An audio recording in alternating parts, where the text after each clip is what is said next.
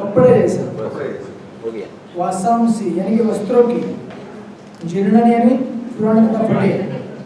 जैसे कपड़े अगर पुराने हो गए तो हम क्या करते हैं, फेंक देते हैं, और क्या करते हैं फिर नए कपड़े पहनते हैं, राइट। पुराने कपड़े कोई पहनता है? कोई है यहाँ पे पुराने कपड़े पहन के है? नहीं ना, नहीं मिला। ठीक है, कभी कभी अगर फट जाए तो रफू भी करते ना, तो वो वैसे हो गए जैसे बॉडी जो है हमारा, जब कुछ इंजरी हो जाती है तो हम रिपेयर करते हैं, राइट, टाका लगाते हैं, बस वैसे हो गया। लेकिन अगर कपड़ा एकदम ही खराब हो गया कि अब पहनते ही फट जाएगा, या कुछ ऐसे हमारे पास थैली है, सब्जी मार्केट लेने के लिए सब्जी डाल दिया तो फट जाएगी, गिर जाएगा, तो ऐसा चीज़ हम इस्तेमाल नहीं करते। बस वैसे ही जिस समय आत्मा के लिए शरीर बिल्कुल भी हैबिटेबल नहीं रहता है, रहने लायक नहीं रहता है, तो आत्मा उसको क्या करता है, छोड़ देता है। नवानि घ्नाति तरोपराणि तथा शरीराणि विहाय जीर्णा, जब शरीर जीर्ण हो जाएगा, जीर्ण यानी वृद्ध तथा व्यर्थ, जीर्णानि वृद्ध तथा व्यर्थ, यानी कि जरूरी नहीं कि बुढ़ाई हो जाए, अगर कुछ एक्सीडेंट हो गया, कुछ जोर से मार लग गया शरीर को कि अभी शरीर वापस नॉर्मल कंडीशन में फंक्शन नहीं कर सकता, तो उस समय इनहैबिटेबल सिचुएशन हो जाता है। तो ऐसे सिचुएशन में आत्मा क्या करता है, शरीर को छोड़ के दूसरे शरीर में चला जाता है।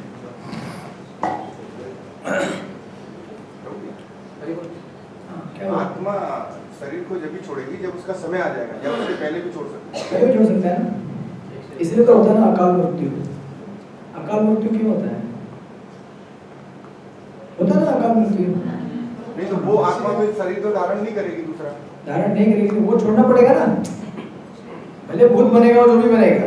अकाल मृत्यु में लोग भूत बन जाते हैं, मतलब फिजिकल बॉडी नहीं रहता है, लेकिन वो शरीर अगर हैबिटेबल नहीं है तो कैसे रहेगा वहाँ पे, छोड़ के उसे जाना ही पड़ता है। अगर शरीर का एलिमेंट्स अगर डिस्ट्रॉय हो जाए, अगर हार्ट और किडनी इस तरह से डिस्ट्रॉय हो जाए कि रिपेयर ही नहीं हो, तो कैसे रह सकता है वहाँ पे, छोड़ना ही पड़ेगा ना उसको। तो वो दूसरे शरीर की तलाश करता है लेकिन नहीं मिलेगा, जब तक उसका काल पूरा नहीं होगा दूसरा शरीर प्राप्त होने का, तब तक वो भटकता ही रहेगा, यात्रा शरीर मिलके नहीं यात्रा शरीर नहीं जाएगा, वो भटकता रहेगा। तो भूत पिशाच का यही तो है ना, इसीलिए तो बनते हैं ना वो भूत पिशाच। कितना साल रहता है वो कॉन्सेप्ट समझो अगर आपका जब तो समझो आपका अगर 100 साल जीने का उम्र रखा था आपके कर्म के हिसाब से, लेकिन आपको 50 साल में ही आपको क्या हो गया, कुछ हो गया, तो बाकी 50 साल क्या करेगा वो? इवोल्यूशन के हिसाब से, कर्म के हिसाब से तो उसको अभी टाइम नहीं हुआ है मिलने का, तो ऐसे घूमता रहता है जब तक उसे नहीं, तो खत्म हो गया वो फिर नेक्स्ट स्टेज में एज सर प्रभु जी, डेथ जो है पहले से डिसाइडेड नहीं है? डिसाइडेड है, लेकिन देखिए अभी आप सब लोग कौन से एरिया में घुसे मालूम है? वो जो गीता में एक श्लोक आता है ना, कर्मणो गहना गति, उसमें घुस रहे हैं आप। कर्मणो गहना गति यानी कर्म के फेरे को समझना बहुत कठिन है, बड़े बड़े विद्वान भी समझ नहीं पाते उसको कि ये ऐसा क्यों हुआ वैसा क्यों हुआ।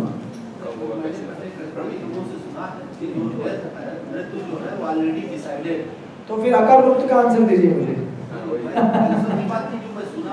कहीं ऐसा नहीं, मैंने भी सुना है, लेकिन फिर ये भी क्वेश्चन आता है, तो आप बोलेंगे कॉन्ट्रडिक्शन है, मृत्यु फिक्स है, साथ में आप बोल रहे हैं अभी अकाल मृत्यु ही होता है, तो ये क्या है क्या? तो इसलिए मैंने ये श्लोक आपको बताया कोट करके, कर्मणो गहना गति बहुत ही विचित्र चीज है, जो हम कितना समझ पाए उतना नहीं समझ सकते जितना हम सोचते हैं। ऐसा पढ़ा है कि जब तक आत्मा को दूसरा शरीर का कंफर्म नहीं हो जाता कि अभी इसको दूसरा शरीर ग्रहण करना है, तब तक वो शरीर में रहती है। तो मुझे अकाल मृत्यु का आंसर बताइए। ये तो मुझे अकाल मृत्यु का आंसर दीजिए। अभी आप बोल रहे हैं ना, आप खुद एक्सेप्ट किए कि अकाल मृत्यु होता है, आप खुद बोले ना, अभी आप ही ने दूसरा क्वेश्चन भी रेज कर दिया, तो ये जो विरोधाभास है इसको आप सुलझाइए। इसलिए उसको सुलझाने के लिए मैंने आपको आंसर दिया, कर्मणो गहना गति। जैसे आपको मालूम है महाभारत में धृतराष्ट्र, उन्होंने जो भगवान से पूछा कि मेरे 100 के 100 पुत्र क्यों मारे गए, तो भगवान ने उनको एक स्टोरी सुनाया, शुरू में तो उनका ही कहानी बताया, बोले कि आप बहुत लाइफ टाइम पहले क्या थे, एक हंटर थे, शिकारी थे, और आपने किसी पंछी के जो बच्चे रहते हैं ना, 100 बच्चों को आपने मार डाला था, करेक्ट? तो उसका कर्म जब आपको मिलना था, तो अभी एक ही जन्म में तो 100 बच्चे पैदा होने वाले नहीं, उतना कर्म उतना पुण्य लगेगा आपको 100 बच्चे पैदा करने के लिए। तो लाइफ टाइम एक्यूमुलेट होते होते जब धृतराष्ट्र का शरीर आया, तब उस शरीर में उनको पुण्य पूरा हुआ, तो 100 बच्चे मिले और एक साथ मारे गए। अब बताइए, कर्म इतना गहरा रहता है जो हम समझ के नहीं समझ सकते। तो अकाल मृत्यु जो कहते हैं उनका 7 जन्म ऐसा लेना पड़ता है, ऐसा नहीं? वो अभी फिल्मों में आपने देखा है, पता नहीं कहाँ 7 जन्म में ऐसे कौन से फिल्म का है? 7 जन्म को ऐसा वैदिक टाइम में पढ़ा है क्या हम लोगों ने? 7 जन्म साथ रहेंगे, तेरा मेरा साथ रहेगा, हर जन्म में हम चौपाटी जाएंगे, पूरी खाएंगे, मेरा रोड जाएंगे, भक्ति क्लास करेंगे। जो आत्महत्या करता है उसको कुछ है, आत्महत्या का भी एक सेम कॉन्सेप्ट होता है, उसको मतलब 7 बार अकाल मृत्यु। देखिए एक सिंपल प्रिंसिपल है, आत्महत्या क्या है? कुछ जबरदस्ती ना, मरना है मुझे, अगर आप जिद पे अड़ जाएंगे तो मरना ही है, ठीक है, मर सैंक्शन हो जाता है वो। देखिए इस जीवन में चोर क्यों होता है और अच्छा आदमी क्यों होता है? जब भगवान, अगर आप बोलेंगे भगवान चाहते हैं कि सब जगह अच्छा ही हो, तो फिर चोर क्यों है इस दुनिया में? क्यों है चोर?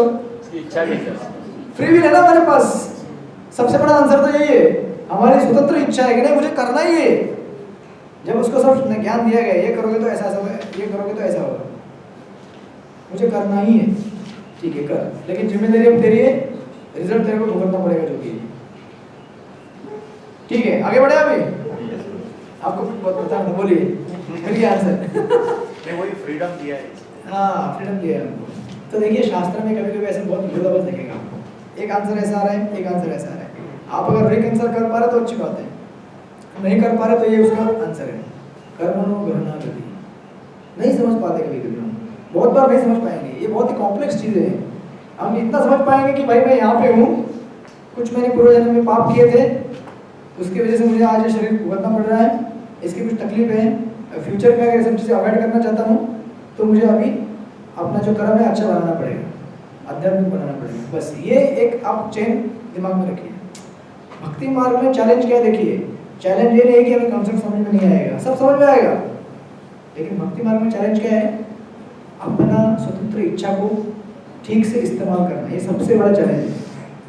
अगर डिस्कशन करना तो इसके ऊपर कीजिए डिटेल में, बाकी ये सब आप डिस्कशन करेंगे इसका एंड नहीं है बिल्कुल भी। आप बोलेंगे ये आंसर ऐसा है, वो कर्म का ऐसा रहता है, वो उसमें ऐसा लिखा है। जितना समझ पाएंगे प्रभुपाद के तत्पर से या सीनियर कोई बताएगा आपको, समझ जाइए, क्योंकि उसके आगे नहीं मिलेगा आपको आंसर। आप बोलेंगे नहीं मैंने क्या किया था पिछले जन्म में जो मुझे आज ये तकलीफ हुई, क्या किया था? आप ढूंढ पाएंगे क्या? ढूंढ पाएंगे? जैसे प्रभुपाद बोलते थे कि भगवत धाम जाने के लिए यमराज बताएंगे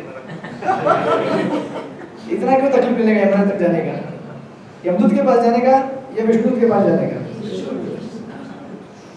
यमराज के पास जाने का मतलब फिर वही चक्कर। जैसे प्रभुपाद बोलते थे कि अगर आपको बीमारी हुई है तो डॉक्टर अगर आपको दवाई देगा तो ये जरूरी है कि डॉक्टर को पूछना, डॉक्टर मुझे कैसे पता, पहले बताओ तभी मैं दवाई लूंगा। एक तो पहले पेशेंट का इतना शक्ति भी नहीं रहेगा पूछने का, अभी आप तंदुरुस्त इसलिए पूछ रहे हैं। जब हमको हमारा कर्म पीछे पड़ेगा ना हमारे, हम पूछेंगे नहीं मैंने क्या किया था कर्म आ रहा है, बोलेंगे अरे भाई पहले से बचाओ बचाओ बचाओ, पहले बच के निकलो फिर बाद में आंसर आएगा। स्टैंडर्ड आंसर ये है कि हमने कुछ पाप किया है कई गत जन्मों में, उसका हम परिणाम हम भुगत रहे हैं। इससे छूटने के लिए हमें इस जन्म में अच्छे कर्म करने पड़ेंगे बाय चैंटिंग हरे कृष्णा कृष्णा कृष्णा हरे हरे, हरे राम राम राम हरे हरे। और अगर आप इस आंसर से संतुष्ट नहीं है तो आप ढूंढ सकते हैं आंसर, आपके पास फ्रीडम है, ढूंढिए कि जहाँ ढूंढ सकते हैं। ये मेरे पास इतना ही नॉलेज है।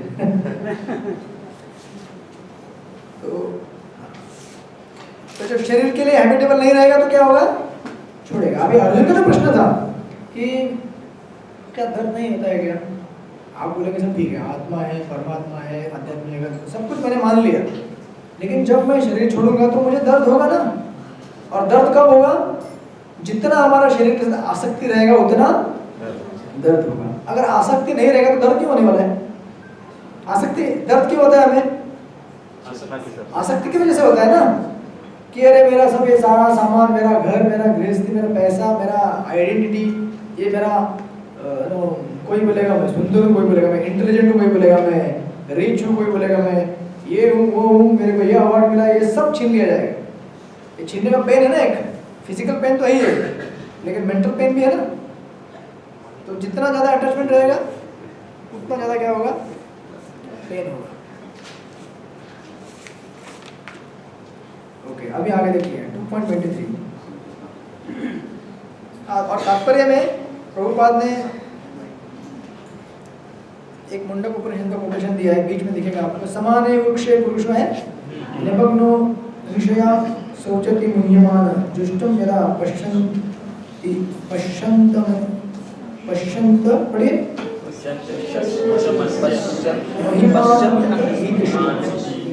ये परमात्मा और आत्मा दोनों का तुलना किया गया कि एक पेड़ पे बैठे हुए कौन है, दो पंछी है। एक पंछी क्या कर रहा है, घूम रहा है बॉम्बे पूरा घूम रहा है। कभी एस्टर रोड जाता है, कभी बोरीवली नेशनल पार्क जाता है, कभी उधर रानी की बाग है ना इधर किधर बाइकल में, कभी उधर जाता है, कभी चौपाटी जाता है, कभी गेट ऑफ इंडिया, कभी एलिफेंटा, कभी कहाँ घूमते रहता है। और दूसरा जो है वो कहाँ बैठा है, इधर गिरधारी टेम्पल में बैठे हैं, राधा गिरधारी बैठे हुए हैं। हाँ साथ में भी है, लेकिन वो यहाँ बुला रहे कि भाई यहाँ आओ बैठो मेरे साथ। वैसे परमात्मा बोल रहे हैं मेरे पास आके बैठो, लेकिन जीवात्मा उधर ही जाए, नहीं उधर घूमना है, ये खाना है, ये फल खाना है, ये खट्टा है, ये मीठा है, ये कड़वा है, सब खाते घूम रहा है, लेकिन उसको टेस्ट नहीं आ रहा है उस फ्रूट में। क्या नहीं हो रहा है, टेस्ट नहीं आ रहा है, क्योंकि वो ऑफर नहीं है। जब भगवान को ऑफर करेगा तभी टेस्ट आएगा ना उसमें। तो ये कहानी दी गई है उसमें, फिलोसॉफिकल अंडरस्टैंडिंग है, तो आप इसे पढ़िएगा, समझ लीजिएगा। मैंने क्वेश्चन में दिया है इसके ऊपर 23 श्लोक। नयनम छिन्दन्ति शस्त्राणि नयनम दहति पावकः नयनम लेलेन यावो नश्यति मृत्युः।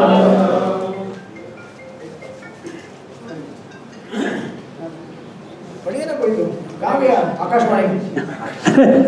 हरे कृष्ण।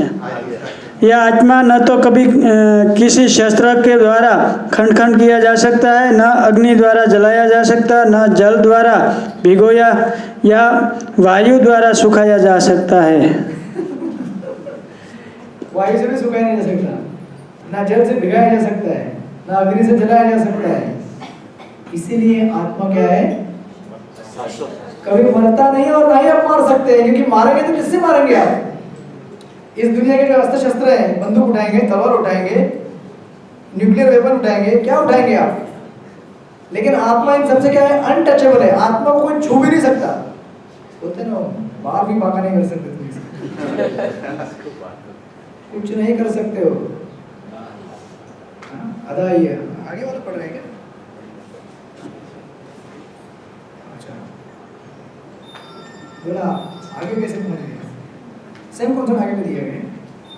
ये शरीर का मृत्यु क्यों होता है, क्योंकि शरीर में पानी घुसता है तो मर जाता है।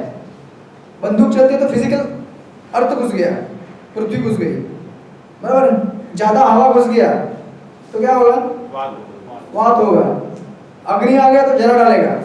यानी कि कॉन्सेप्ट क्या है कि स्पिरिचुअल और मटेरियल, स्पिरिट और मैटर, आत्मा और जड़ वस्तु। आत्मा के अंदर कोई भी जड़ वस्तु प्रवेश नहीं कर सकती, ना हवा, ना अग्नि, ना पानी, ना कुछ भी नहीं कर सकता। इसलिए उसको कुछ अफेक्ट भी नहीं होगा। और ये जो जड़ वस्तु है, इसके अंदर दूसरा जड़ वस्तु प्रवेश कर सकता है, इसलिए हमारा मृत्यु होता है ना शरीर का। पानी घुसेगा तो मर जाएगा, पानी पी के। पानी नहीं जाएगा तो भी मरेगा, पानी नहीं जाने की वजह से। आग लगेगा तो मरेगा, बंदूक लगेगी, बाण लगेगा तभी मरेगा, क्योंकि फिजिकल वस्तु उसमें एंट्री कर जाती है शरीर के अंदर, लेकिन आत्मा के अंदर नहीं करती। इसलिए आत्मा क्या है, खत्म हो जाता है। इसका और एक मीनिंग हम ये भी समझ सकते हैं ना कि आत्मा सच्चिदानंद है, हाँ। तो आध्यात्मिक तत्व है, तो स्थूल तत्व आध्यात्मिक तत्वों का कुछ कर नहीं सकता है। यस।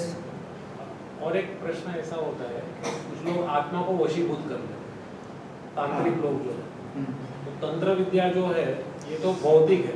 अगेन सेम कॉन्सेप्ट, जैसे मैंने बोला था, यमदूत किसको पकड़ते हैं, स्थूल शरीर, माइंड को पकड़ते हैं। बस ये लोग भी माइंड के ऊपर ही कार्य करते हैं। जब बोला गया पहले से कि सोल को कुछ नहीं कर सकते आप, इस दुनिया का किसी भी जड़ वस्तु से नहीं कर सकते, इस दुनिया की तंत्र विद्या वो सब जड़ वस्तुएं हैं, आध्यात्मिक तो नहीं है ना वो सब। तो अगर वो बोले उसको वशीभूत करते हैं तो किसको वशीभूत कर रहे हैं? क्योंकि मन को अगर आपने कैप्चर कर लिया, अभी जैसे मैंने टीवी के सेम एक सिंपल एग्जांपल टीवी का दिया था, अभी आदमी का टीवी बैठा देखने के लिए बैठा हुआ है, तो आत्मा जो है भले उसको भगवान बुलाए, लेकिन अगर आत्मा मन से चिपका हुआ है, और मन किससे चिपका हुआ है? टीवी से, तो जहां टीवी जाएगा वो वहां जाएगा। Same concept. और इस ब्रह्म तत्व में लिखते हैं बहुत सारी चीजें, एक बीच में लिखा देखो, चूंकि वे सनातन अणु आत्मा है, सेकंड पैराग्राफ में, अतः माया द्वारा आवृत्त होने की उनकी प्रवृत्ति, देखिए सेकंड, ये वापस बंद हो गया। आप बोले तो इसका लाइफ टाइम एक्सटेंड कर दिया, आधे घंटे का किया था, पर आधे घंटे ओह अच्छा अच्छा अच्छा, अरे आधा घंटा क्या है, इसको देते ना 3 घंटा सीधा। नहीं, उतना बड़ा नहीं है उसमें। ओ ऐसा है क्या? पासवर्ड में उसको उसका लॉक भी खोलना पड़ेगा, है मेरे पास स्पिरिचुअल में जाने का पासवर्ड।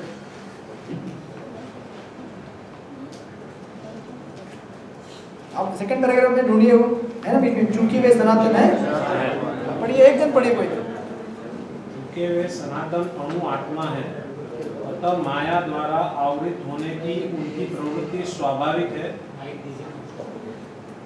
चलेगा चलेगा, पढ़िए पढ़िए पढ़िए, कंटिन्यू कीजिए। प्रवृत्ति स्वाभाविक है और इस तरह वे भगवान की संगति से पृथक हो जाते हैं। जिस प्रकार अग्नि के स्फुलिंग अग्नि से विलग होते ही बुझ जाते हैं, यद्यपि इन दोनों के गुण समान होते हैं। बस बस, जैसे अग्नि है, अग्नि में से जो चिंगारियां निकलती है ना,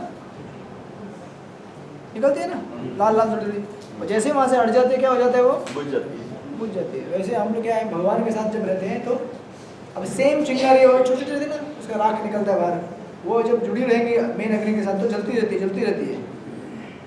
लेकिन जैसे वहां से अलग हो जाएंगे तो उनका अपना अस्तित्व क्या हो जाता है? लेकिन वापस उसमें खत्म, मतलब अभी हमारे लिए खत्म नहीं होगा, हम आत्मा है, लेकिन हमारा अस्तित्व आध्यात्मिक दृष्टिकोण से खत्म हो जाता है, हम क्या हो जाते हैं? भौतिक बन जाते हैं।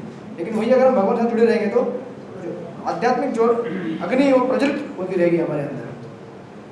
और दूसरा एक अंतर यहाँ पर बताया गया है कि चूंकि जीव जो है बहुत ही सूक्ष्म है, सूक्ष्म यानी कि अपनी शक्ति के हिसाब से, इसलिए उसका पतन जल्दी होने का संभावना है। भगवान क्या है? विभु है। जैसे कृष्ण पूछता होगा किधर गए, चले गए। भगवान क्या है? विभु है। और जीवात्मा क्या है? अणु है। अणु मतलब उसमें मतलब जल्दी से फॉल होने का उसका चांस रहता है, फॉल डाउन अणु होने की वजह से। इसलिए अगर हम मेन चीज को पकड़ के नहीं रखेंगे विभु को, तो अणु ऐसा हवा में कहाँ उड़ा के चला जाएगा मालूम नहीं पड़ेगा। इसलिए निरंतर से पकड़ के रखना चाहिए। हरे कृष्णा कृष्णा कृष्णा हरे हरे, हरे राम राम राम हरे हरे। ओके, अभी आगे बढ़ते हैं। बाद में प्रभुपाद को मायावत का रेफरेंस करते हैं, आप लोग पढ़िए, समझ में आएगा। अचिन्त्यम अनाय्यम नित्य सर्वगत स्थाणु अचरेयम सनातन।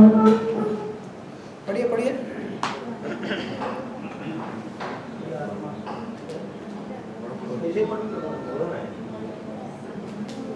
ये आत्मा अखंडित तथा अदोलनशील है। इसे ना तो जलाया जा सकता है, ना ही सुखाया जा सकता है। यह शाश्वत, सर्वव्यापी, अविनाशी, स्थिर तथा सदैव एक सा रहने वाला है। अभी बोल रहे हैं कि इसको हिला भी नहीं सकते आप, इसलिए मैंने बोला था यमदूत का। उससे एक जगह से आप ऐसा ये भी नहीं कर, चलो इधर से हटो, वो भी नहीं कर सकते आप। अभी हम सब हट रहे हैं, घूम रहे हैं, क्योंकि हम मन के साथ है, इसलिए जहाँ जहाँ मन जावे वहाँ हम जावे, ऐसा है। अदरवाइज आत्मा को कुछ भी नहीं कर सकते आप। इतना शक्तिशाली आत्मा है, खतरनाक बोले तो पावरफुल, इतना शक्ति उसके अंदर, लेकिन हम वो शक्ति खो चुके हैं। क्यों? क्योंकि हम मन के साथ जुड़ गए हैं, और मन में कुछ शक्ति है नहीं, वो तो चेतन जड़ पदार्थ है। और दूसरी चीज जो शब्द दिया गया ना, सर्वगत। सर्वगत का अर्थ है कि जीवात्मा इस भौतिक संसार में हर जगह पाया जाता है, यहाँ तक कि अग्नि के अंदर भी पाया जाता है। और साइंटिस्ट बोलेंगे हम अग्नि को क्या करेंगे, होता है ना स्टरिलाइजेशन। मतलब अगर कहीं कहीं पे अगर कुछ जीवात्मा है, उसको बैक्टीरिया है, वायरस, उसको साफ करने के लिए अग्नि जलाते हैं या कुछ करके साफ कर देते हैं। लेकिन ऐसे भी उदाहरण पाए गए हैं कि जो हॉट एरिया था ना, झरना पानी के, ज्वालामुखी के वहाँ पे, उस पानी के अंदर भी जीवात्मा पाई जाती है। इसलिए वो सर्वगत शब्द का अर्थ निकलता है ऐसा कि हर जगह मौजूद है वो। इसलिए सूर्य लोक में भी जीवात्माएं हैं। साइंटिस्ट बोलेंगे कि सूर्य लोक में क्या है, और वहाँ तो आग है, अग्नि है, वहाँ कैसे जीवात्मा रहेगा? वो तो चंद्रमा को भी बोलते हैं मैरन है, कुछ है नहीं वहाँ पे, ठंडा है फिर भी बोलेंगे कुछ नहीं वहाँ पे। सूर्य लोक में वहाँ कुछ नहीं है, सब पत्थर और बंजर धरती है, लेकिन वहाँ भी जीव रहते हैं ना, रहते हैं कि नहीं? रहते हैं। सूर्यदेव रहते हैं ना, सूर्य नारायण, क्योंकि उनका शरीर क्या है, अग्नि महत्तम, जो अग्नि प्रधान है। हाँ, हमारा पृथ्वी प्रधान है, राइट? इसलिए सर्वगत।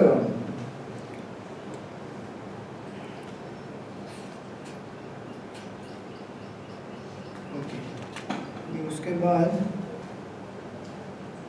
प्रभुपाद ने जो तात्पर्य में दिया हुआ है, जो हम बोल रहे हैं अभी लोग,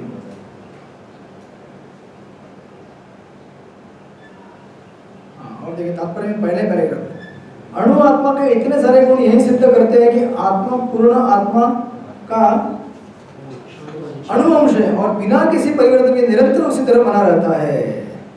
क्योंकि एक बार बोल दिया ना, आप इसे काट नहीं सकते, आप इसे, अच्छा काटने वाला गया ना पीछे, हाँ वही इसी श्लोक में है, पिछले वाला, आत्मा को कभी खंड खंड नहीं किया जा सकता।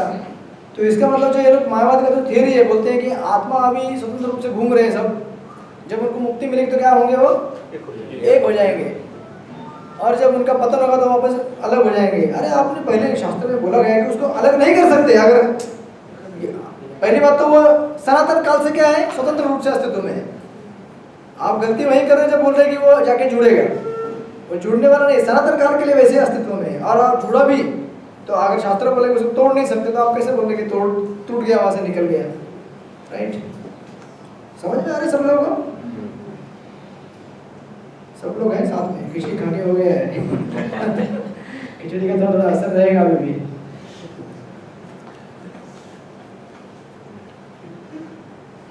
ओके, अभी आगे देखिए, अव्यक्तमेयम् अचिन्त्येयम् अविकार्यम् उच्यते तस्मादेव विद्येनं नास्ति वस्तुषु। पढ़िए, अरे डरा ही मत, आराम से। ये आत्मा अव्यक्त, अकल्पनीय तथा अपरिवर्तनीय कहा जाता है। ये जानकर तुम्हें शरीर के लिए शोक नहीं करना चाहिए। ओके, तो यहाँ पे दो चीजें दी गई हैं। एक है अव्यक्तोयम। अव्यक्त मतलब क्या, हमारे इंद्रियों द्वारा हम उसे नहीं देख सकते। कौन सी इंद्रिय? आँख, फिजिकल सेंसेस, ठीक है? आँख से देख नहीं सकते, शरीर से छू नहीं सकते। एक तो हो गया हमारा शारीरिक सेंस, यानी कि इसको आप बोलेंगे चर्म चक्षु। दो प्रकार के चक्षु रहते हैं, कौन से? शास्त्र चक्षु और चर्म चक्षु। तो चर्म चक्षु से इसे नहीं देख सकते, क्योंकि इसे छुआ नहीं जा सकता। छुआ नहीं जा सकता मतलब अपनी दृष्टि से भी छू नहीं सकते इसके, क्योंकि वो क्या है, स्पिरिट है और हम लोग मैटर है, और आध्यात्मिक है, हम जड़ है। जड़ आध्यात्मिक को टच नहीं कर सकता। तो यहाँ से क्लियर हो गया पॉइंट, ही नहीं पकड़ सकते उसको। और दूसरा अचिंत्येयम्। अचिंत्येयम् मतलब क्या, चिंतन भी नहीं कर सकते उसके बारे में कि आत्मा कैसा है, आत्मा ऐसा है, वैसा है, काला है, गोरा है, लंबा है, कैसा है आत्मा, चिंतन नहीं कर सकते। इसलिए क्या बोला है, अचिंत्येयम्। Soul is not conceivable by our mind also. Mental दिमाग से भी नहीं सोच सकते। इसलिए जो हमारे प्रमाण है, प्रत्यक्ष प्रमाण, शब्द प्रमाण और अनुमान प्रमाण। पहला क्या है, जो पहला दिया गया है वो प्रत्यक्ष है, और दूसरा क्या है, अनुमान। प्रत्यक्ष मतलब प्रत्यक्ष में पकड़ूं, देखूं, राइट? और अनुमान क्या है, मैं सोचूं या ऐसा होता है। प्रत्यक्ष भी काम नहीं करेगा, अनुमान भी काम नहीं करेगा। बचा क्या, शब्द, श्रुति। हाँ, हालांकि श्रुति जो बोल रहे हैं उसे वेरीफाई कर सकते हैं। कैसे? जैसे चेतना है, ऑब्जर्व करके, मतलब निरीक्षण करके हम समझ सकते हैं, अरे हाँ यार चेतना है, ये भूत शरीर में चेतना नहीं है, सेम एलिमेंट है, भूत शरीर जीवित शरीर दोनों में सेम है। इसमें भी हार्ट है, उसमें भी हार्ट है, किडनी है, लंग्स है, ब्रेन, सब कुछ है। उसमें क्या मिसिंग है? उसका अभी उम्र नहीं हुआ था मरने का, एक्सीडेंट में नहीं हुआ, कुछ नहीं हुआ, लेकिन छोड़ के चला गया। कैसे चला गया? तो अब अनुमान है, लेकिन अनुमान किसके अंडर होना चाहिए? शब्द के नीचे होना चाहिए। शब्द को वेरीफाई करने के लिए अनुमान यूज कर सकते हैं हम इस तरह से। तात्पर्य में प्रभुपाद देते हैं सुंदर चीज, बोलते कि जहां तक आत्मा के अस्तित्व का संबंध है, यहाँ पे देखिए, यहाँ आपको सबको देखने के लिए आसान रहेगा। तीसरा लाइन ऊपर में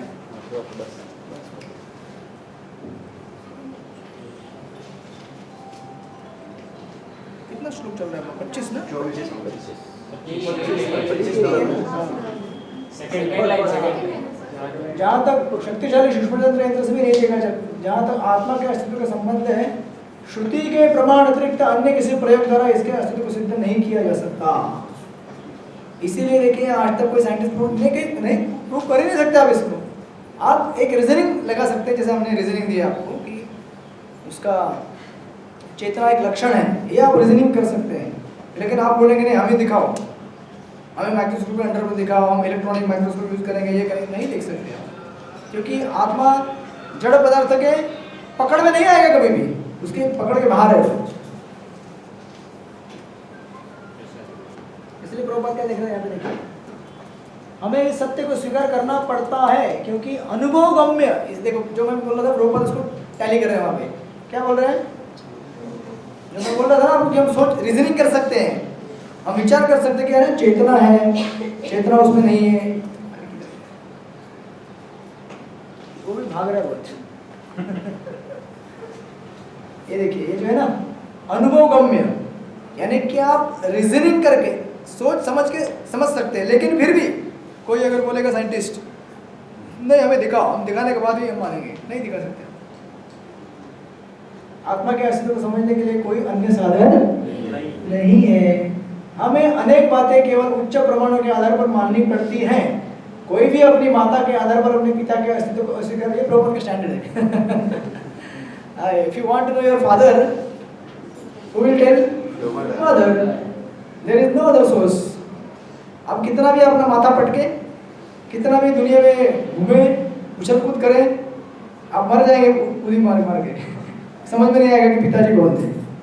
सिंपल आंसर है, माँ जो बोलेगी उसको सुन लो और समझ लो, आगे बढ़ो।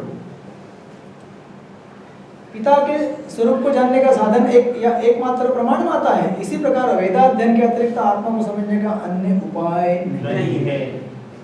दूसरे शब्दों में आत्मा मानवीय व्यवहारिक ज्ञान द्वारा अकल्पनीय है। ये हमें स्वीकार करना पड़ेगा।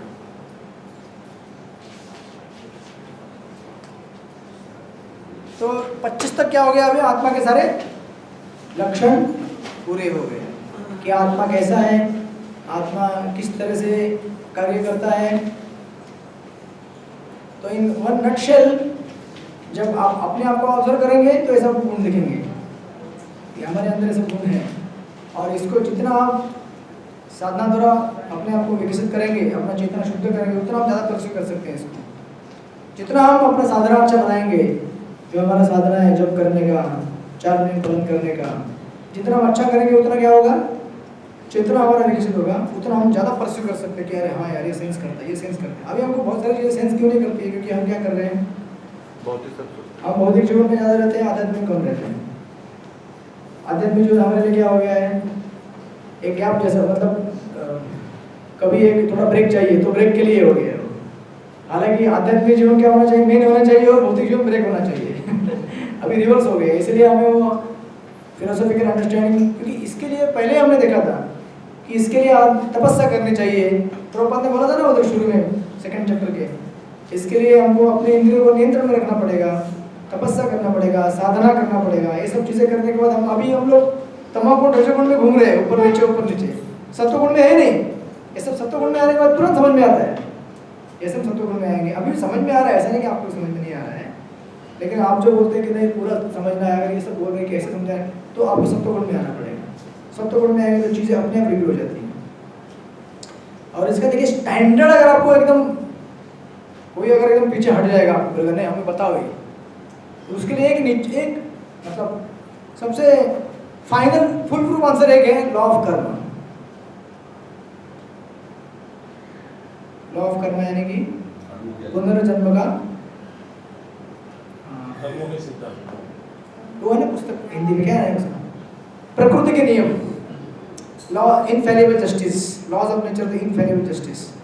अगर ये सिद्धांत आप लाएंगे ना तो आपको सारे आंसर मिल जाते हैं एक्चुअली। देखिए, और इससे आपको परमात्मा का भी आप प्रूफ दे सकते हैं, आत्मा परमात्मा सारे जितने आंसर है सब इससे निकल जाएंगे आपके। क्योंकि देखिए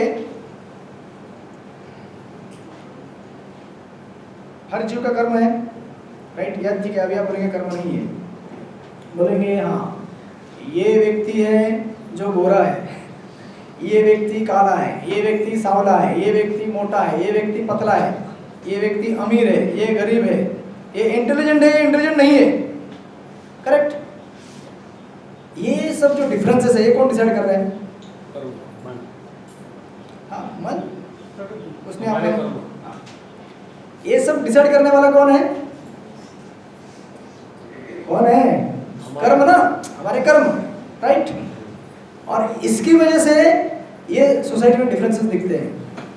अगर कोई बोलेगा कि आत्मा का प्रमाण दिखाओ, तो यही सबसे बड़ा आत्मा का प्रमाण है। कैसे बताइए कैसे? चलिए अभी आपसे समझने की कोशिश करते हैं। आत्मा का प्रमाण अगर आपको देना है तो फिर पुनर्जन्म और इसका सबका सिद्धांत कैसे काम में आएगा? बोलिए, आत्मा का अगर प्रमाण देना होगा हमें तो पुनर्जन्म का सिद्धांत कैसे काम में ला सकते हैं? बोलिए। पिछले जन्म में उस आत्मा ने जो शरीर प्राप्त किया था उसने अच्छा कर्म किया होगा तो अगले जन्म में उसको अच्छा शरीर मिलेगा, अमीर घर में उसको जन्म मिलेगा। हाँ, और अगर अच्छा कर्म नहीं किया है तो उसको निम्न योनि में या कुरूप शरीर प्राप्त होगा, उसके कर्म के अनुसार। करेक्ट, यही तो आंसर है ना मेन। इस जन्म में जो भी आपको मिला हुआ है ये आपको सिद्ध करता है कि आपका एक जन्म था, करता है कि नहीं सिद्ध? नहीं तो इसका आंसर क्या है फिर?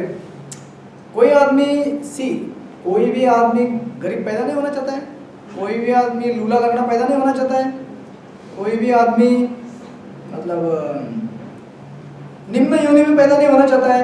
हर कोई ह्यूमन सोसाइटी में पैदा होना चाहता है, वो भी अच्छा बड़ा एकदम अमीर सुंदर दिखने वाला, जो है ना भगवान का डेफिनेशन 6 ऑपुलेंसेस। सबको 6 ऑपुलेंसेस चाहिए, धन सौंदर्य ऐश्वर्य वगैरह नहीं चाहिए वो छोड़ के बाकी सब चाहिए 5 तो ये सब चीजें लेके पैदा होना चाहता है, तो क्यों नहीं होता है उसका ऐसा जन्म? तो ये आंसर पाने के लिए आपको क्या करना पड़ेगा? लॉ ऑफ कर्म में आना पड़ेगा। अरे इसके लिए कर्म होता है बेटा, तो कौन सा कर्म होता है, ये कहाँ से आया? इसके लिए आपको आना पड़ेगा पुनर्जन्म के ऊपर कि तुम्हारा पुनर्जन्म हुआ था। देखिए चैन कैसे आता है बढ़ता है ये। अच्छा पुनर्जन्म किसका होता है फिर? अरे भाई आत्मा का होता है ना, तभी तो आत्मा है, तभी तो पुनर्जन्म लेगा, इसलिए नया जन्म आएगा, फिर जन्म में इसको तकलीफ होगी। तो इस तरह से अगर ऐसा रूट करते करते जाएंगे तो कहाँ पे चला जाएगा वो? आत्मा में जाएगा। समझ रहे कि नहीं आप लोग? नहीं समझे? कितने लोगों को समझ में आया? जो हाथ ऊपर नहीं, ऊपर नहीं समझ में आएगा अच्छा आपको समझ में आया पीछे? सिंप्लीफाई करके बताइए मुझे सिंपल भाषा में। मैं मेरे पास सिंपल बनाया हुआ नोटेशन था, वो ढूंढ रहा हूँ। एक ऐसा लाइन मैंने बनाया था सिंपल। कौन बताएगा सिंपल लाइन में और सिंपल भाषा में? बोलिए बोलिए, जब तक मेरे को मिलता नहीं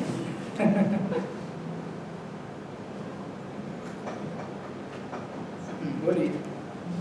कोई मजदूर के घर जन्म लेता है हाँ तो उससे पता चलता है कि उसने पहले जन्म में ऐसा काम किया था तो खराब में जन्म, और कोई धनी परिवार में जन्म लेता है।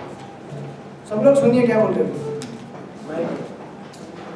प्रभु जी, भगवत गीता में भगवान श्री कृष्ण ने अर्जुन को बताया है कि जो जीव भक्ति कर रहा है अगर उसका भक्ति कंप्लीट नहीं हो तो क्या होता है,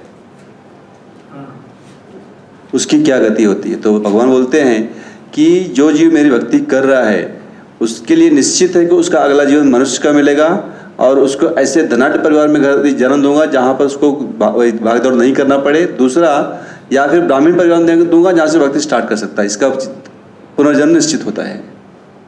लेकिन वो गीता पढ़ने वाला व्यक्ति बोलेगा, जो गीता नहीं पढ़ता वो क्या करेगा? बोलेगा नहीं मैं गीता पे विश्वास नहीं। सी यहाँ पे हम इसकी बात कर रहे हैं जो शास्त्र पे बिल्कुल विश्वास नहीं करेगा, चाहे बाइबल दो पूरा, बाइबल में पुनर्जन्म का कंसेप्ट है नहीं, पहली बात तो वो लोग उनका अजीब अजीब है अंडरस्टैंडिंग। आत्मा को शरीर बोलते, शरीर को आत्मा बोलते हैं। क्लियर नहीं किसी रिलीजन में, वो नहीं बात है। अभी मेरे घर में ही प्लान हुआ था क्योंकि मेरी बहन बोलती है हमको तू बता कि ये काम करने से ऐसा होता है, ये खाने से होता है, तो उसके रिलेटिव का बच्चा हुआ जो जन्मता ही वो पूरी बीमारी का साथ आया और 3 महीना का ही जीवन हो जिया, लेकिन इतनी बुरी तरह से तो मैं बोला उसका कर्म क्या, तो तुमने जो पीछे किया है उसका तुम्हें ये जन्म में भुगतना पड़ेगा। और जैसे जैसे सब तुम्हारा कर्म पापी कर्म खत्म होगा वैसे वैसे जैसे तुम्हारा सत्य कर्म चालू होगा वैसे वैसे तुम्हारे मतलब उसका फायदा हो जाएगा। वैसे मेरे मतलब घर पे करेक्ट करेक्ट सही, क्योंकि नहीं तो इसका आंसर क्या है फिर? सी सब आप किसी भी व्यक्ति को अच्छा जीवन जीने की इच्छा है ना, अगर आप बोलेंगे कि सृष्टि का नियम ऐसा बनाया गया है कि सबको अच्छा जीवन मिले, तो सृष्टि सबको अच्छा जीवन क्यों नहीं देती है? क्यों नहीं देती है सृष्टि सबको अच्छा जीवन? अपने अपने कर्मों ऐसा बीज डालोगे वैसा पेड़ होगा। अब फिर आप बोलेंगे कर्म, तो आपको कहाँ आना पड़ेगा? पुनर्जन्म में आना पड़ेगा। जैसे पुनर्जन्म में आएंगे, बोलेंगे पुनर्जन्म, तो फिर किसका पुनर्जन्म? आत्मा का हो गया ना प्रूफ कि भाई आत्मा है, हुआ कि नहीं? अरे आपको कन्विक्शन आया कि नहीं? आया जन्म शरीर का हो ना, आत्मा का थोड़ी हो। शरीर का कैसे हुआ? शरीर तो आप छोड़ के चले गए ना यहाँ पे। नया शरीर जन्म है ना, तो नया शरीर आया ना, आत्मा ने ग्रहण किया ना। ठीक है। आप शरीर भी अगर बोलेंगे तो भी ये शरीर आपने यहाँ पे छोड़ा हुआ है, वहाँ पे नया शरीर आया, तो वो शरीर क्या है? फिर उसके ऊपर आपको टटोलना पड़ेगा। कर्मों के अनुसार हाँ, अगर ये शरीर भी बोलेंगे तो फिर अपने ठीक है वो शरीर क्या था, ये शरीर क्या है? हर बार शरीर बदलता है।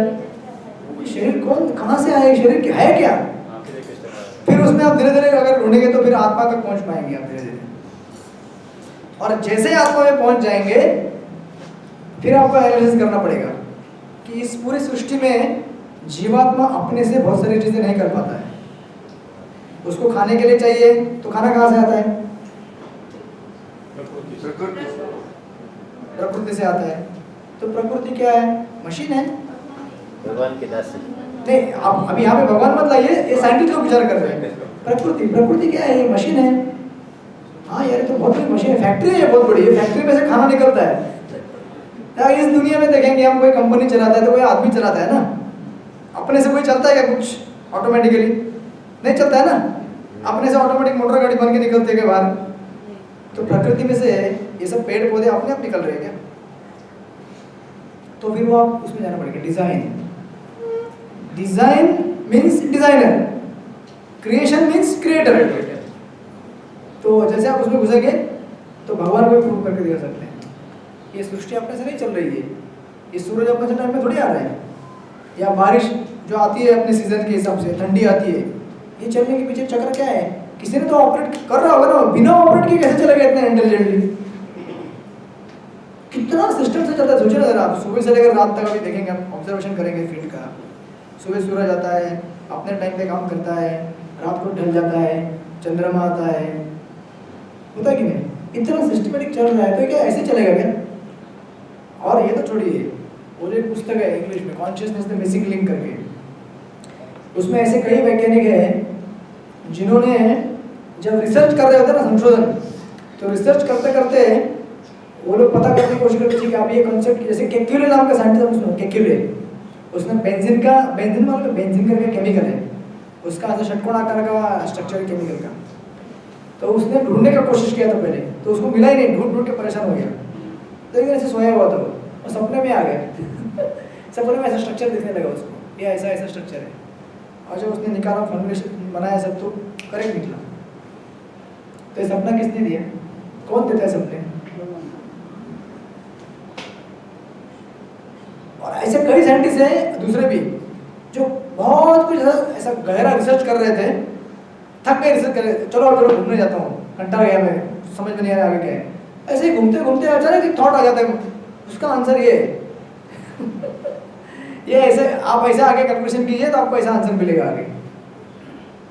तो वो साइंटिस्ट खुद लिखते हैं कि अरे मैं तो कॉन्शियसली सोच नहीं रहा था कि इसका आंसर क्या है, मैं ऐसे रिलैक्स में घूम रहा था, अचानक वो ऐसा जैसे लगा कि किसी ने ऐसा ऊपर से एक चिट्ठी फेंक दिया, ये ले, ऐसे गिर गया। हाँ, ऐसा आंसर है क्या? ऑल ऑफ अ सडन ऐसे कुछ सेंटेंस है जो कहीं नहा रहे थे, ना अपने को होता ना ऐसा कई बार, हम लोग कुछ सोचते हैं उसका आंसर मिलता नहीं है, बात छोड़ दो यार, जाने दो, और हम लोग अपने काम करते बैठते, कुछ सब्जी काट रहे हैं, कोई घर में कुछ खाना पका रहा है, कोई मार्केट जा रहा है, घूमते घूमते अचानक टिंग एक चिट्ठी गिर जाता है, चिट्ठी पर अरे ये आंसर है उसका।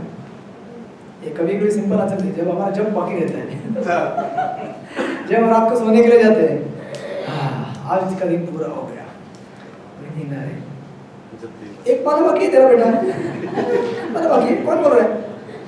मैं बोल रहा हूँ अंदर से आ जाता है, तेरा काउंटर भी देख, हाँ एक बाकी है यार। तो हम खुद से कॉन्शियसली सोच नहीं रहे थे कि मेरा माला बाकी है नहीं, हम तो अपना दूसरी दुनिया में मगन थे। अचानक ये कहाँ से गिर गया, अचानक ये थॉट कहाँ से गिर गया? शक्ति है किस पर बोल रहे, कर्म पर बोल रहे कि आत्मा पर बोल रहे? ये तो पूरा आउट ऑफ द बाउंड्री है। आप दोनों को बीच में मिक्स कर रहे, कुछ समझ में नहीं आ इन लोगों को समझ में आ रहा है, आपको समझ में आ रहा है क्या बोल रहा हूँ मैं? लोगों को भी नहीं, एक फ्रेंड ने मुझे कहा, समझ में आ रहा है। मुझे लग रहा है कि आत्मा को साबित करने के लिए पिछले जन्म की बात दोहराना ये कर्म का सिद्धांत हो गया। आत्मा तो ऐसे डेड बॉडी को साबित कर दीजिए, इसमें से कुछ निकल गया, वो आत्मा हो गई। जो लोग ज्यादा टटोलना चाहते हैं उनके लिए बोला मैंने, जो लोग बोलेंगे कि नहीं और प्रमाण दो तो उनके लिए उसका सिद्धांत हो जाएगा। उनके लिए, जो लोग बोलेंगे कि नहीं हमें तो इतना नहीं समझ में आ रहा है, डेड बॉडी लिविंग बॉडी फर्क, ठीक है आपको समझ में आ रहा है, ये सबसे कोर आंसर है कि लाइफ में डिफरेंसेस क्यों हैं। ये डिफरेंसेस कौन डिसाइड करता है? कर्म के लिए पुनर्जन्म होता है, पुनर्जन्म के लिए आत्मा होता है, और आत्मा के अस्तित्व के लिए परमात्मा होता है। तो यहाँ पे सारे सिद्धांत आपका जियोइस्टिक कोर्स पूरा हो गया, जो होता है ना आपका भगवद गीता कोर्स, आत्मा कहाँ है, परमात्मा कहाँ है, कौन है, सब यहाँ पे क्लियर। क्योंकि ये हमारे लिए समझना बहुत जरूरी है, क्योंकि ये सब आपसे प्रचार करेंगे, आपको क्वेश्चन पूछेंगे लोग, लेकिन जब इस पे आप आएंगे ना, इस पे किसी की भी नहीं चलती है। जैसे आप बोलेंगे कि ठीक है बताओ फिर आपका जन्म ऑस्ट्रेलिया में क्यों हुआ, मेरा जन्म इंडिया में क्यों हुआ, इसको कौन डिसाइड किया? कर्म। उसको कर्म मालूम नहीं, चुप बैठेगा, बोलेगा कैसे हुआ, प्रकृति नहीं हुआ, ठीक है प्रकृति नहीं हुआ तो फिर प्रकृति क्या है ऐसा अंदर अंदर पूछने का उसके। यार देखिए सिंपल साइंटिस्टों का थियरी क्या है कि जीन्स जो है ना, जेनेटिक्स, हमारे जो जीन्स है वो डिसाइड करते हैं कि हमें कौन सा शरीर मिलेगा, राइट? माता पिता के जो जीन्स रहते हैं, अभी समझो कोई अगर इंटेलिजेंट रहेगा, समझो रहते ना कुछ फैमिली में डॉक्टर रहते दोनों माता पिता, लेकिन उनका बच्चा कैसे पैदा होता मालूम है क्या? बेवकूफ नहीं बोलेंगे वो डॉक्टर, मतलब माता पिता सोचते हैं कि मैं इसको डॉक्टर ही बना के छोड़ूंगा, और वो क्या करता है ऑर्डर भी नहीं वो कुछ अलग ही बन जाता है। ऐसे बहुत एग्जाम्पल है, माँ बाप टीचर है या फिर ये पुलिस में है और बच्चे जो है वो हल चलाते हैं, चोर भी हो जाते हैं, चोर भी होते हैं पुलिस के तो चोरी होते हैं, वो टीचर के हल चलाते हैं, बेसिकली बहुत सारे एग्जाम्पल। तो ये सब कौन डिसाइड करता है? Who is the authority who decides? आपके, और आपने बोला कि आपके जीन्स भी डिसाइड करते, तो आपके जीन्स का जीन्स मतलब जीन्स पैंट नहीं है, आपने डीएनए आरएनए बोलते हैं ना, कोशिकाएं आनुवंशिक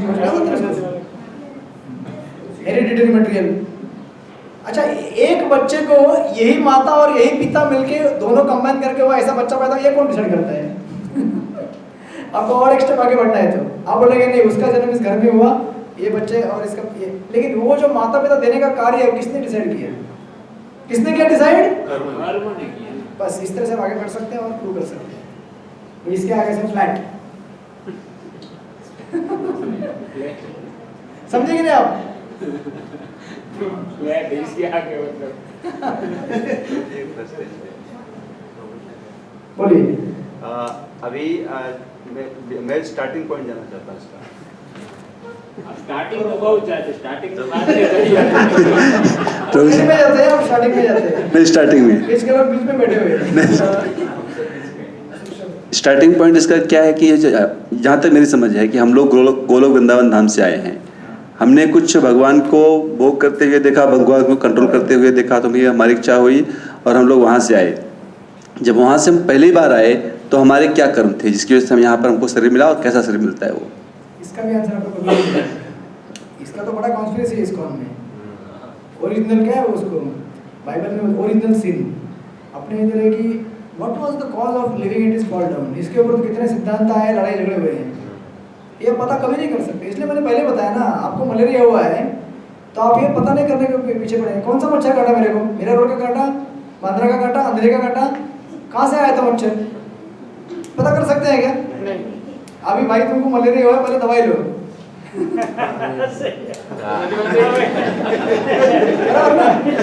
आप ये नहीं पूछ सकते डॉक्टर को, डॉक्टर बताओ पहले कौन सा मच्छर काटा मुझे, तभी दवाई लूंगा।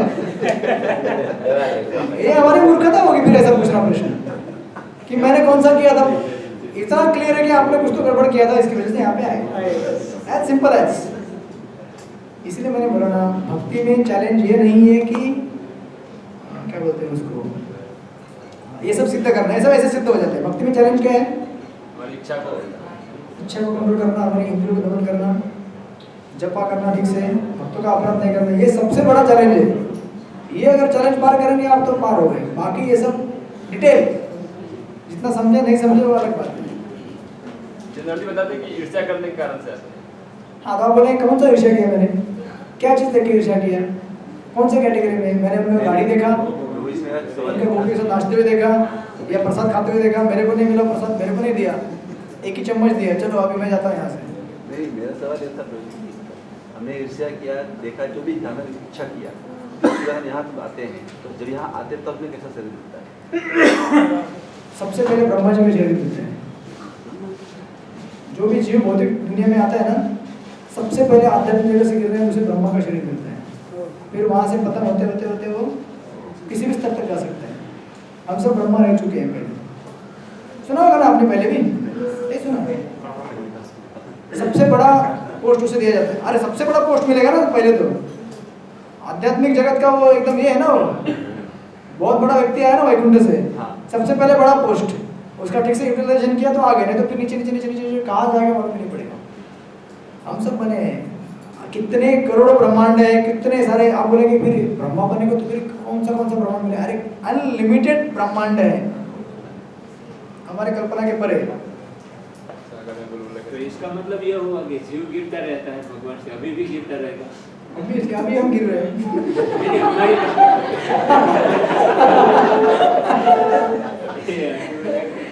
तो इसका मतलब ये हुआ कभी भी जीव गिरता रहता है भगवान के धाम से, या तो जो भी है जहाँ से भी आता है वहाँ। जहाँ से मतलब क्या, भगवान के नाम से आता है? नहीं, ऐसा तो सनातन गोस्वामी चैतन्य महाप्रभु ने यही उत्तर दिया कि भगवान सकरे यदि जी, वहाँ पर भी स्पष्टीकरण तो नहीं हुआ है कि कहाँ से जीव आया, और हाँ, लेकिन अंडरस्टूड है ना, ठीक है चलो कहीं से भी आया होगी। हाँ, तो आप बोल रहे हैं कि हर एक जीव एक बार ब्रह्मा अवश्य बनता है, तो इसका मतलब यह हुआ कि आज भी जीव गिरता रहता है। हाँ गिरता रहता है ना, क्यों नहीं गिरेगा?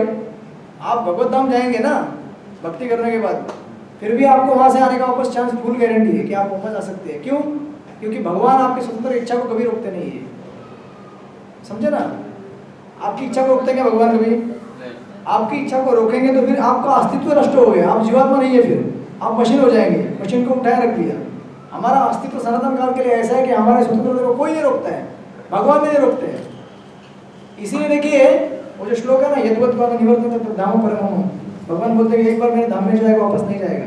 इसका मतलब ये नहीं कि वापस नहीं आएगा, आप जाएंगे तो आपको लात मार के भगाया नहीं जाएगा, लेकिन आपकी इच्छा होगी तो आपको जरूर भगवान बोलेंगे ठीक है जाओ,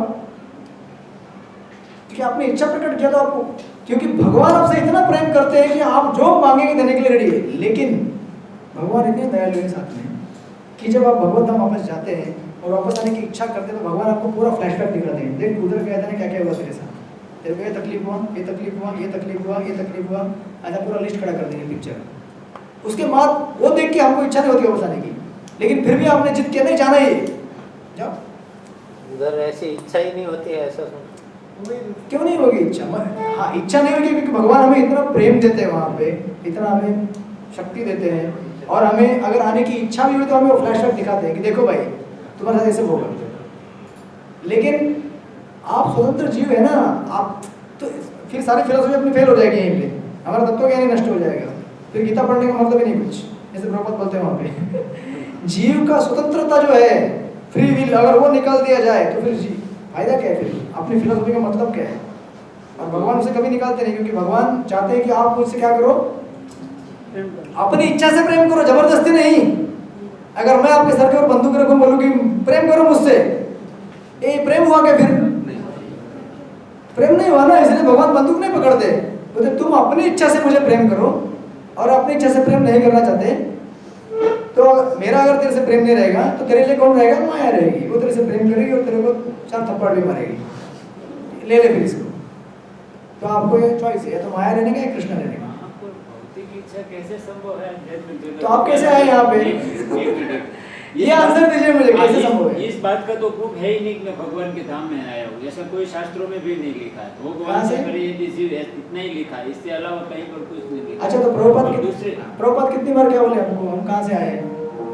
प्रभुपाद बोले ना, प्रभुपाद जी ने तो ऐसा भी एक मिनट, अभी प्रभुपाद के कोटेशन और शास्त्र में भेद नहीं है, कुछ भेद है क्या? नहीं, कुछ भेद नहीं। शुद्ध भक्त के वाणी पे आपको विश्वास है कि नहीं? चेकमेट विश्वास है। चेकमेट हो गया। आप बंदूक ऐसा कर नहीं कर सकते, नहीं, लेकिन प्रभुपाद बोले कि नहीं? अब ये प्रभुपाद के शब्द को कैसे गलत सिद्ध कर सकते हैं? अच्छा, मैं आपको एक प्रश्न करता हूँ। प्रभुपाद जी ने कहा बैक टू गॉड है, गॉड भगवान के धाम वापस जाना है।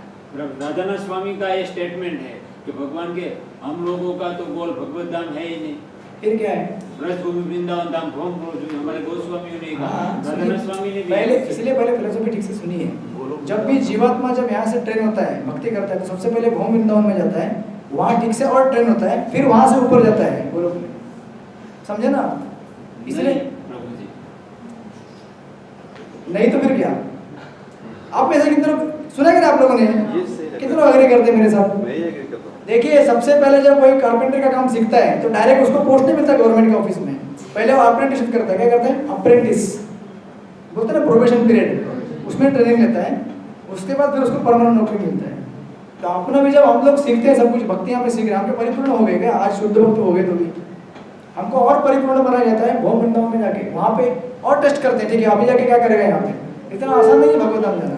फिर वहाँ पे अपना ट्रेनिंग पूरा होगा, फिर उसके बाद ऊपर जाएंगे, ऊपर से गोलोक वृंदावन से भ्रम वृंदावन। ठीक है, बाकी प्रश्न का उत्तर आपको रवि प्रभु देंगे यहाँ पे।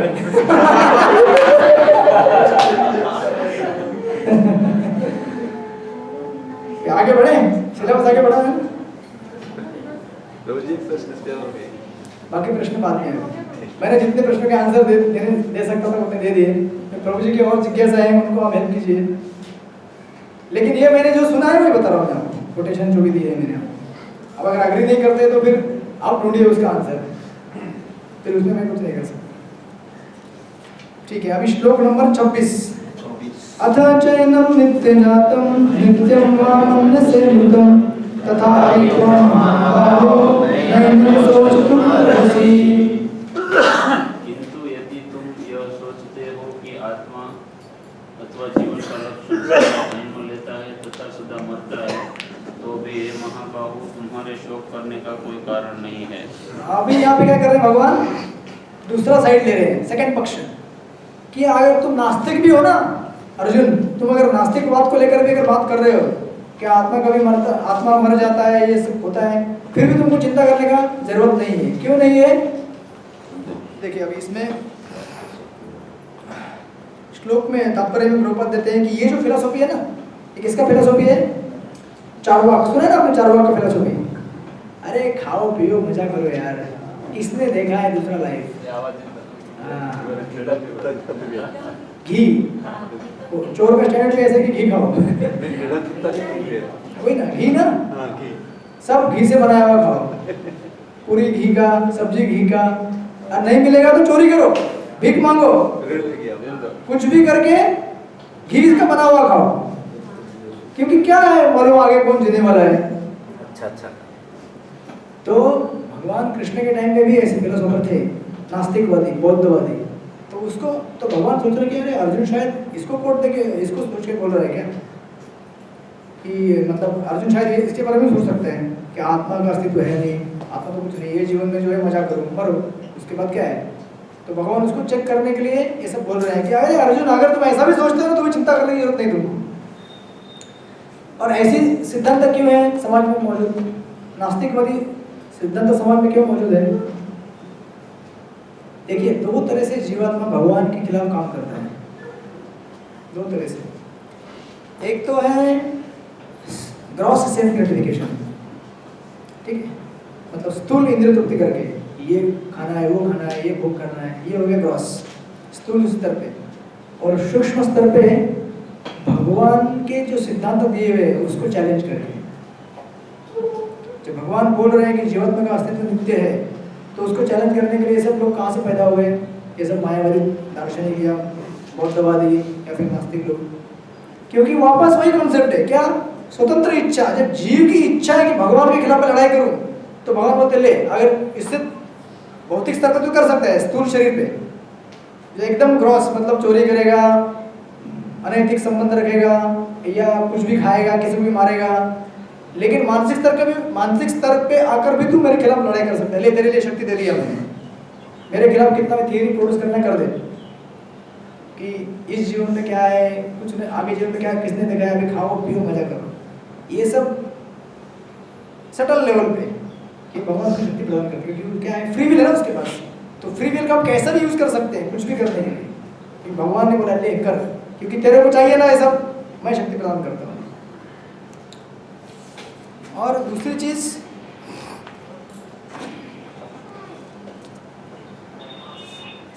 इसी तात्पर्य में देखिए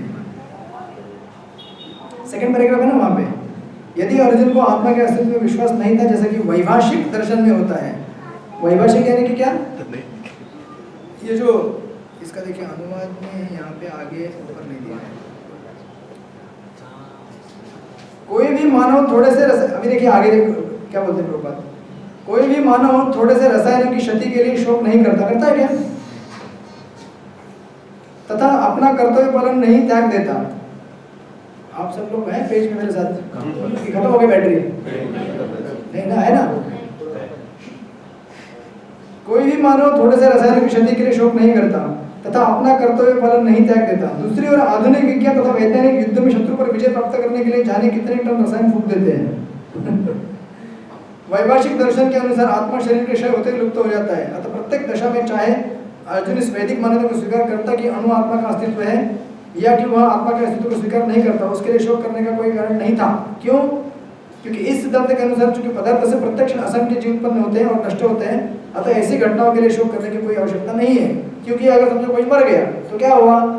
50 किलो केमिकल खत्म हो गया, पुनर्जन्म मत चाहिए। ये वही तो मैं बोल रहा ना, भगवान अभी दूसरे एंगल से बोल रहे हैं। कोई अगर विश्वास नहीं करे आत्मा के ऊपर, आप नास्तिकवादी हैं, फिर भी आपको शोक करने की जरूरत नहीं है अगर ये मर जाएगा तो। क्यों? आप बोल रहे हैं केमिकल का बॉडी बना हुआ है। कितना आपने बॉडी में है ना, गूगल सर्च करके मिलेगा कुछ तो ऐसा 250 रुपये का केमिकल तैयार होगा पूरा शरीर का, अगर निकालेंगे तो 250-200 रुपये का, 110 रुपये का ऐसा कुछ तो है, लेकिन 500 रुपये से ज़्यादा नहीं रहेगा। तो अगर इतना केमिकल अगर खत्म, मतलब समझो आप मर गए, मैं मर गया, तो हमारा 200 रुपये का केमिकल यहाँ पड़ा हुआ है, तो कोई चिंता करेगा उसके लिए? करेगा नहीं ना। तो भगवान बोले कि क्यों शोक कर रहे हैं? अगर उस दृष्टिकोण से भी अगर सोचता है फिर कुछ शोक करने की जरूरत है। कुछ केमिकल गिर गया ना, क्या होगा? हालांकि वैसा नहीं है, आत्मा सनातन है, लेकिन भगवान दूसरे एंगल से भी बोल रहे हैं कि ऐसे सोच या वैसा सोच, कोई चिंता करने की जरूरत नहीं तेरे। और देखिए, लेकिन फिर भी भगवान प्रभुपाद ने जीने से देखिए एक पैराग्राफ के ये तात्पर्य के लास्ट का पैराग्राफ, लास्ट में देखिए लास्ट के 3 लाइन, किंतु साथ ही कृष्ण ने अर्जुन को व्यंग्यपूर्वक महाभाव कर क्या किया? संबोधित किया, क्योंकि उसे वैभाषिक सिद्धांत स्वीकार नहीं था जो वैदिक ज्ञान के प्रतिकूल है। यानी कि भगवान ने ये सब तो बोल दिया, लेकिन साथ में महाभाव शब्द यूज करके क्या बोले? अर्जुन, लेकिन तेरे से मुझको ये उम्मीद नहीं है कि तू ये सब स्वीकार करेगा। भगवान ने सटीक है सिद्धांत दिया, लेकिन मुझे उम्मीद नहीं है कि तू ऐसा सोचेगा। क्षत्रिय होने के नाते अर्जुन का संबंध वैदिक संस्कृति से था और वैदिक सिद्धांतों का पालन करते रहना उसके लिए शोभनीय था। जातस्य हि ध्रुवो मृत्युः ध्रुवं जन्म मृतस्य च तस्मात् परिहार्यते न त्वं शोचितुम् अर्हसि। जिसने जन्म लिया है उसकी मृत्यु निश्चित है और मृत्यु के पश्चात पुनर्जन्म भी निश्चित है। अतः अपने अपरिहार्य कर्तव्य पालन में तुम्हें शोक नहीं करना चाहिए। और मृत्यु के बाद गोलोक जाएगा और गोलोक से आएगा। तो यहाँ पे दो चीजें देखिए, एक है ऑब्जर्व